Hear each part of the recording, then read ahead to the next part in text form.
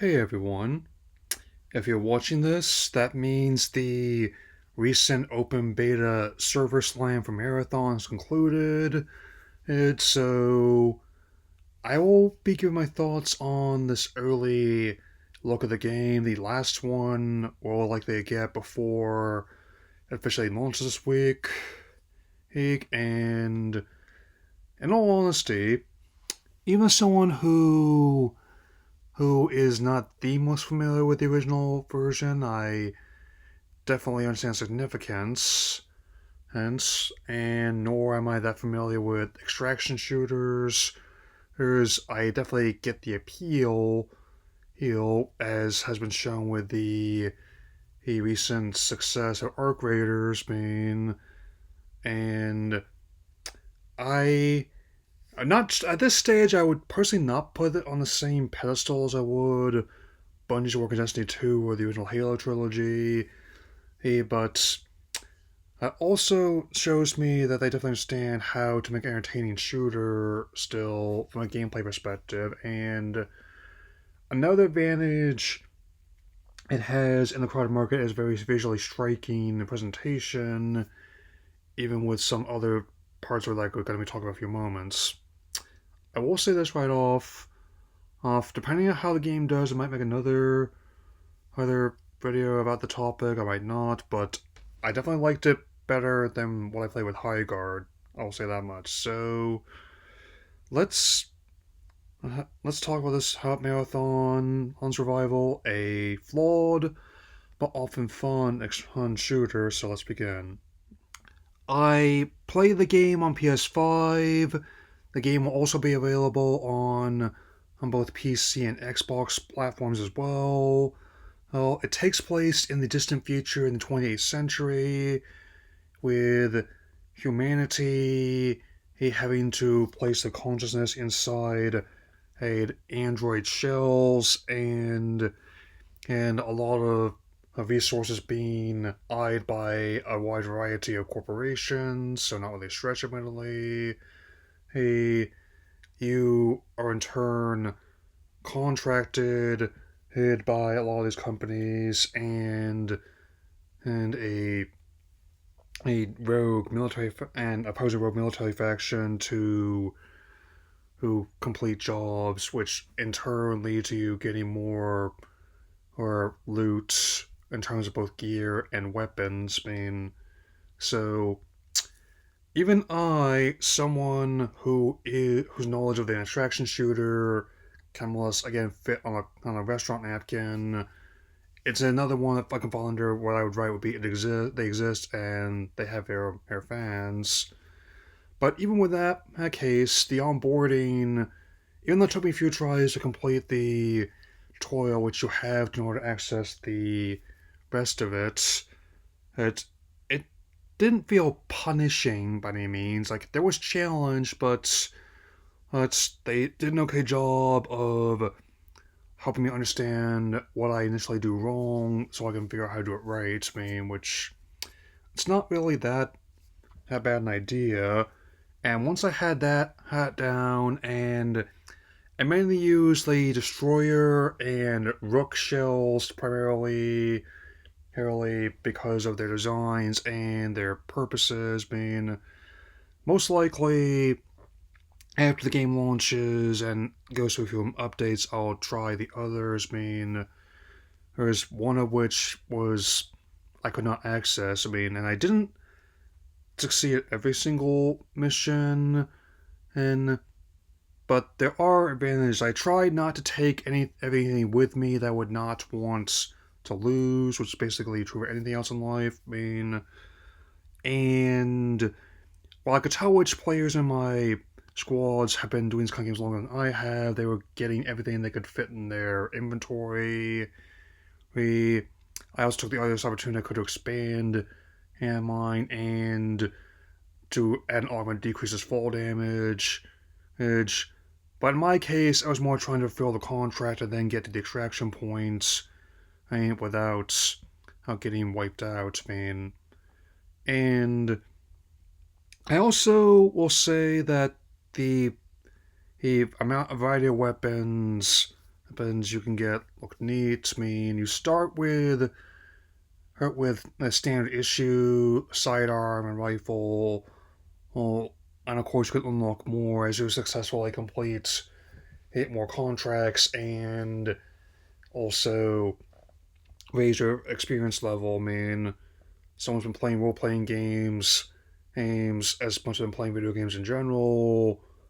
That applying that idea design philosophy to other titles never really bothered me too much. I mean, and some of the companies you're trying to get resources for, or is, or also give you rental equipment, so that way, you won't have to worry about losing in a rare piece of gear that you just got. I mean, I only encountered heard a couple major errors with the codes Salok and Stingray.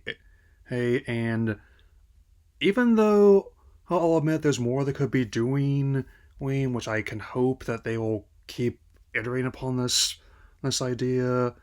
Yeah, I definitely can say there's a much clearer sense of identity than similar titles because that's what you need to really do if you must get in on this market where you need to offer something that is distinctive enough that you'll be willing to give it a try in between stores like Overwatch, Apex Legends, and Bungie's own Destiny 2.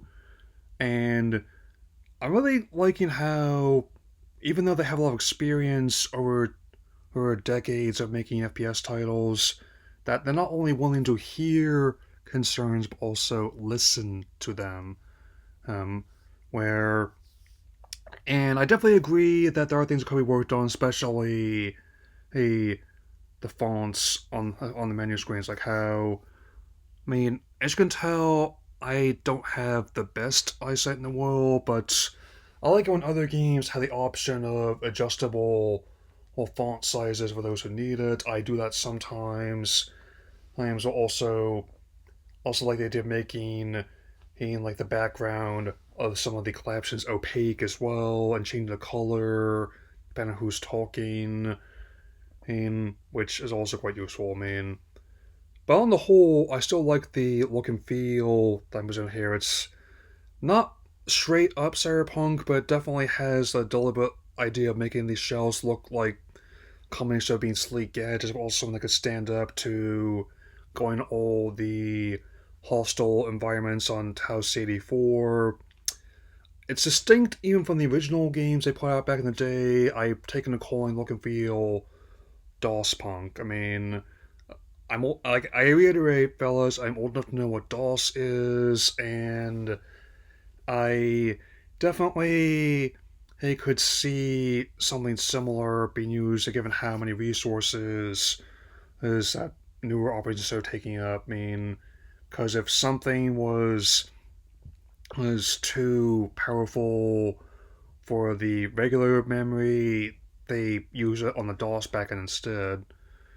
And the idea of people putting their consciousness inside hide a polycarbonate shell, and most of the increasingly dwindling resource being bought up by private sector is not much of a stretch anymore, personally. I also think that on top of doing their best to make sure each shell you choose doesn't play like the same avatar in different skin, again, and like it's really good when other shooters do that. That's but also how they look. It's very slick. I mean, they even have already are selling other stuff. Anything from like a Funko like Mr. Allergy here, my usual go-to for all these AIs being incorporated and stuff. But also they did indeed take heed and remove the assets that were taken and redesign them, but still retaining the distinctive look and feel.